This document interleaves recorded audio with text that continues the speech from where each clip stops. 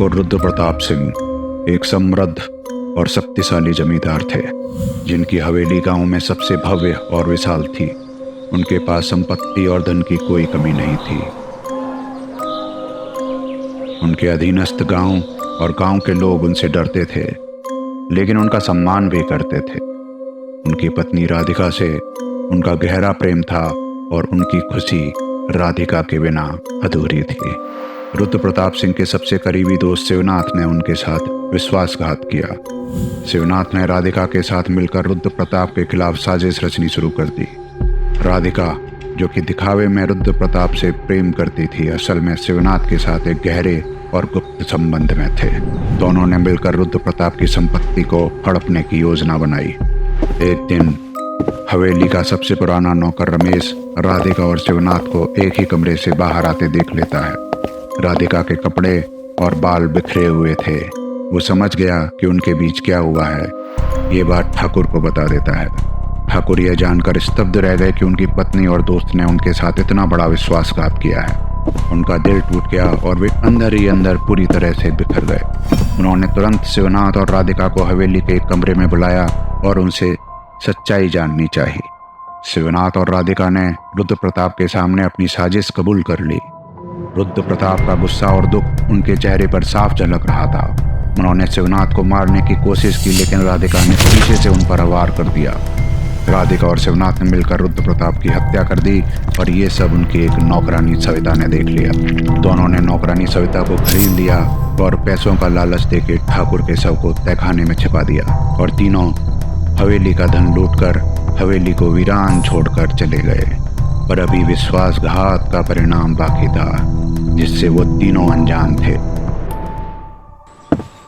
राधिका, जो अपने पति की मौत के बाद हवेली छोड़कर कहीं चली गई थी, एक दिन उसे एक अजीब सपना आया, जिसमें जमींदार हवेली में एक हीरे जेवर से भरी संदूक छिपा रहा था। यही सपना उसे रोज आने लगा और इस बात के बारे में जब उसने शिवनाथ को बताया, तब उसे पता चला कि शिवनाथ को भी वही सपना रोज आता है। डर और अशांति के बावजूद दोनों लालच की हवस में हवेली वापस आते हैं, जहां उन्हें नौकरानी सविता भी मिलती है। सविता भी खजाने की तलाश में हवेली वापस आई थी। तीनों अंदर प्रवेश करते हैं और अलग अलग कमरों में खजाने की तलाश में लग जाते हैं। रात के सन्नाटे में हवेली के विशाल बरामदे में सविता अकेली थी। अचानक हवेली में बिजली की आवाज़ हुई और लालटेन की लौ बुझ गई। सविता ने डर के मारे उधर उधर देखा, पर कुछ दिखाई नहीं दिया। तभी उसे एक ठंडी हवा का झोंका महसूस हुआ, जैसे कोई उसके पास से गुजरा। वो डर के मारे जल्दी जल्दी कदम बढ़ाने लगी, लेकिन तभी उसने पीछे से किसी के पैरों की आहट सुनी।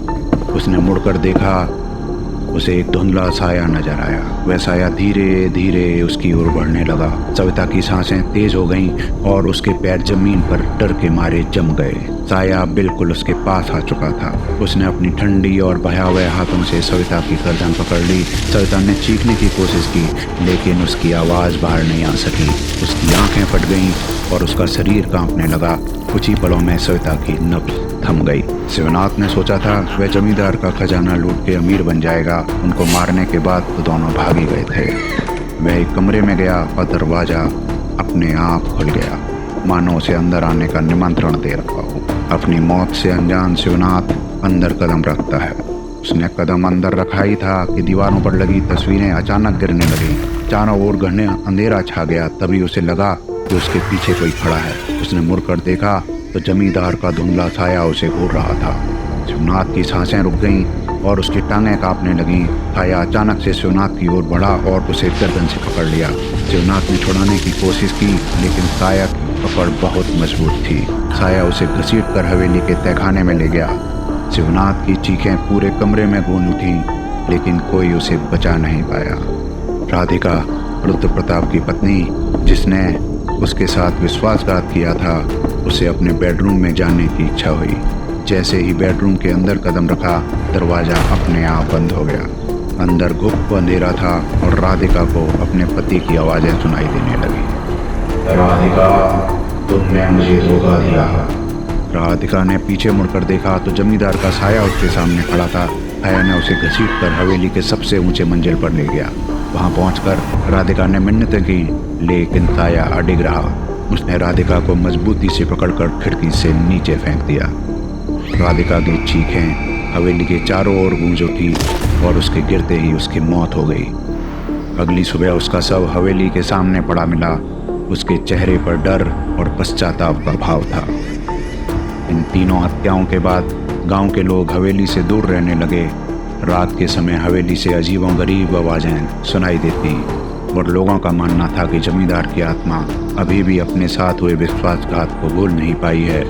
हवेली का यह भयानक इतिहास लोगों के दिलों में दहशत भर देता है और आज भी कोई उस जर्जर हवेली के पास जाने की हिम्मत नहीं करता।